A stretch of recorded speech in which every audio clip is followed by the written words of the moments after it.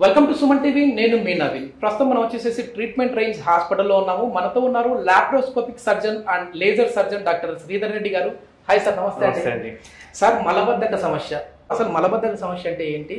ఈ ప్రాబ్లం రావడం వల్ల పైల్స్ వచ్చే అవకాశం ఉంది, ఇది మళ్ళీ ముదిరిందంటే కొలాన్ క్యాన్సర్ కూడా వచ్చే అవకాశం ఉందని చెప్పేసి కొన్ని ఆర్టికల్లో చదివాను. అసలు ఈ మలబద్ధక సమస్య ఎందుకు వస్తూ ఉంది, దీని నుంచి పైల్స్ ఏ విధంగా మారుతాయి?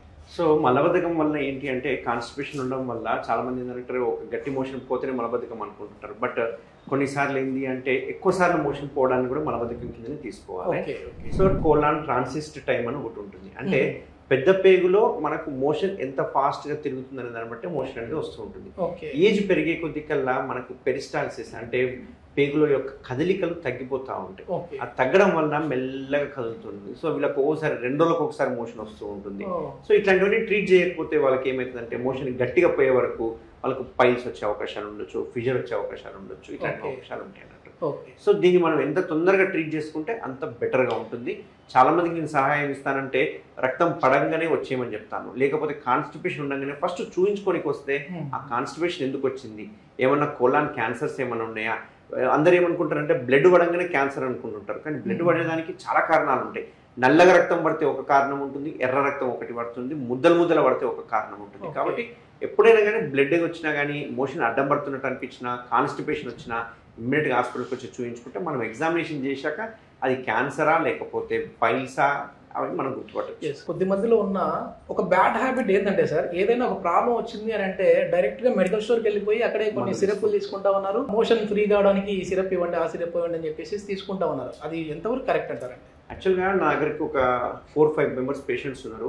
ఆల్మోస్ట్ వాళ్ళు ఈ పైల్స్ ప్రాబ్లమ్ 15 ఇయర్స్ నుంచి ఉంది. వాళ్ళు ఈ 15 ఇయర్స్ లాక్సేటివ్ సిరప్స్ అంటారు కదా, మార్కెట్లో దొరుకుతుంటాయి కదా, ఆ లాక్సేటివ్ సిరప్స్ వాడుతూ ఉన్నారు. అంటే 15 ఇయర్స్ వాళ్ళు దాని మీద డిపెండ్ అయిపోయింది. అంటే వాళ్ళకి అది తాగితేనే మోషన్ వస్తుంది, లేకపోతే మోషన్ రాదు. సో ఇట్లా హ్యాబిచుయేషన్ అయిపోయే వరకు ఏమవుతుందంటే అది ఒక్కరోజు తాగకపోయినా మోషన్ హార్డ్ అవుతుంది, డిపెండెన్స్ పెరుగుతుంది. కొన్ని రోజులు అయిన తర్వాత అంటే యూజువల్గా కొందరికి 10 ml పనిచేస్తే, కొందరికి 15 ml, కొందరికి 20 ml, 30 ml, చివరికి ఎట్లయిపోయిందంటే వాళ్ళు ఒక బాటిల్ తాగితే తప్ప వాళ్ళకి మోషన్ రాని పరిస్థితులకు వచ్చారు. సో ఇట్లాంటి టైంలో ఏమవుతుందంటే అది కాన్స్టిపేషన్ సివియర్ అయిపోయి ఎక్కువ బ్లీడింగ్ వచ్చే అవకాశం, కోలాన్ క్యాన్సర్ వచ్చే అవకాశం కూడా ఉంటుంది కదా ఇట్లాంటివి అన్నప్పుడు.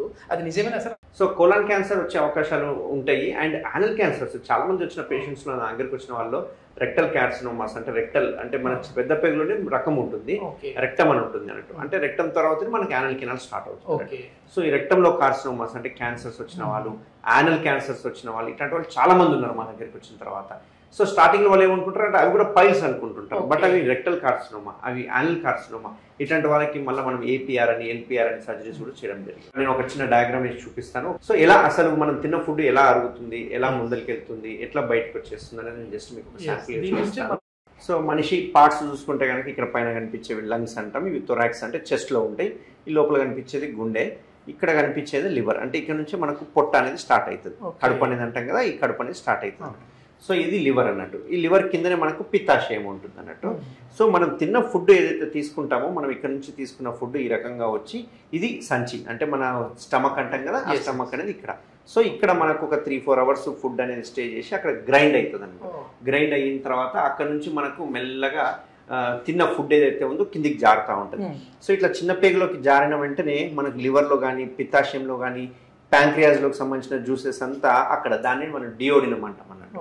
సో అందులోకి వచ్చి జమ అవుతుంది. జమ అయిన తర్వాత మన ఫుడ్ అనేది ఈ చిన్న పేగులు అంటాం, వీటినే స్మాల్ ఇంటెస్టైన్ అంటాం కదా, ఈ పేగులలో తిరుగుతూ ఉంటుంది అన్నట్టు. పెరిస్టాల్ మూవ్మెంట్ అంటాం కదా, తిరుగుతుంటుంది, పాము తిరిగినట్టు తిరుగుతుంటాయి. సో ఇందులో అంతా ఫుడ్ తిరిగినప్పుడే ఇందులో కావాల్సిన మన మినరల్స్ కావచ్చు, వైటమిన్స్ కావచ్చు, లేకపోతే ఎనీ ఫుడ్ కి సంబంధించిన కంటెంట్స్ ఏవైనా కానీ అవి బ్లడ్ లోకి అబ్జార్బ్ అయిపోతాయి. అబ్జార్బ్ అయిపోయిన తర్వాత అక్కడ నుంచి మెల్లగా పెద్ద పేగులోకి వస్తుంది. ఇక్కడే అసలు సమస్య స్టార్ట్ అవుతుంది. సో చిన్న పేగులు ఉన్నంత వరకు ఏమి ఇబ్బంది లేదు. చిన్న పేగులో ఫుడ్ అంతా అరిగిపోతుంది, అబ్జార్బ్ అయిపోతుంది. మనకు కావాల్సిన పదార్థాలన్నీ అబ్జార్బ్ అయిపోయిన తర్వాత మనకి ఏదైతే అవసరం లేని ప్రోడక్ట్స్ ఉంటాయో అవి పెద్ద పేగులోకి వస్తాయి. పెద్ద పేగులు వచ్చిన తర్వాత ఈ పెద్ద పేగుల నుంచి ఈ రకంగా తిరుక్కుంటూ ఈ రకంగా మనకు కింద నుంచి మోషన్ అనేది కిందికి వస్తుంటుంది. అయితే ఇక్కడ వాటర్ తో పాటు మినరల్స్ అబ్జర్వ్ అవుతాయి. బట్ పెద్ద పేగు వచ్చిన తర్వాత ఇక్కడ మినరల్స్ ఏమి ఉండవు, ఓన్లీ మోషన్ ఒకటే ఉంటుంది. సో మోషన్ ఒక్కటి మెల్లగా ఈ రకంగా ట్రాన్స్ఫర్స్ కోలాన్లో తిరుగుతూ ఉంటుంది అన్నట్టు. ఈ తిరిగే టైంలో కనుక మనకు ఫుడ్లో పాటు వాటర్ కంటెంట్ తక్కువ కనుక తీసుకుంటే బాడీకి కావాల్సిన వాటర్ కంటెంట్ మొత్తం ఇందులోకి వెళ్ళి తీసుకుంటుంది. అంటే ఈ పెద్ద పేగులు తిరిగేటప్పుడు అక్కడ ఉన్న వాటర్ని అబ్జర్వ్ చేస్తుంది. సో అప్పుడు అబ్జర్వ్ చేసే వరకు ఏమవుతుందంటే మోషన్ అది హార్డ్గా తయారవుతుంది. హార్డ్గా తయారయ్యే వరకు తిరగాల్సినంత స్పీడ్గా అది కూడా తిరగదు. ఎందుకంటే హార్డ్ ఉంటుంది కాబట్టి స్మూత్గా ఉంటే పాస్ అవుతుంటుంది. హార్డ్గా ఉండే వరకు ఏమవుతుంది, పాస్ అవ్వదు, స్లోగా పాస్ అవుతుంది. స్లోగా పాస్ అయిన తర్వాత కింద వచ్చి మొత్తం జమ్ అవుతుంది. సో హార్డ్గా ఉండే వరకు ఏమవుతుందంటే మనకు సెన్సేషన్ సరిగా రాదు, ప్లస్ లూబ్రికేషన్స్ సరిగా ఉండవు, దాంతో మనం గట్టిగా ముక్కాల్సి వస్తుంది. అట్లా గట్టిగా ముక్కే వరకు మనకు పైల్స్, ఫిషర్స్, ఫిస్టులాలు ఇవన్నీ వచ్చే అవకాశాలు ఉంటాయి. సో ఇందులో స్మూత్గా మూవ్ అవ్వాలి అంటే మనం వాటర్ కంటెంట్ ఫుల్గా తీసుకోవాలి. అంటే బాడీకి తగినంత వాటర్ ఇస్తే అప్పుడు పెద్ద పేగుల నుంచి వాటర్ అనేది తీసుకోవాలి. అది మెయిన్ ఇంపార్టెంట్. ప్రతి ఒక్కరికి కూడా అర్థమయ్యేటట్టు చెప్పారు సార్. మన బాడీలో టోటల్ కూడా నియర్లీ ఒక 80% వాటరే ఉంటుంది కదా సార్. 90% వాటరే ఉంటుంది. అంటే బ్లడ్ కూడా ఆల్మోస్ట్ వాటర్ దాని కిందకి లిక్విడ్లోనే. సో ఈ పైల్స్ అనేది రాకుండా చూసుకుంటేనే మనం జాగ్రత్తగా ఉంటాము. ఈ కాన్స్టిపేషన్ నుంచి పైల్స్ నుంచి యానస్ క్యాన్సర్, మళ్ళీ కొలాన్ క్యాన్సర్, ఇవన్నీ వస్తాయి. సో ఇవన్నిటికి కారణం ఇది.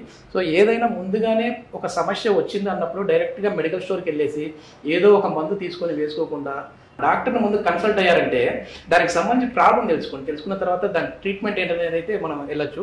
సో ట్రీట్మెంట్ రేంజ్ హాస్పిటల్ అయితే లేజర్ ట్రీట్మెంట్ అయితే స్పెషాలిటీగా ఇస్తూ ఉన్నారు. సో ఒకసారి ఈ పైల్స్ వచ్చిన వాళ్ళకి సర్జరీ చేశారంటే మళ్ళీ ఫ్యూచర్లో కూడా మ్యాక్సిమం రాకుండా చూసే విధంగానే సర్జరీ కొత్త విధానాలు అయితే ఉన్నాయని చెప్పేసి డాక్టర్ గారు చెప్తా ఉన్నారు. Thank you sir. Thank you.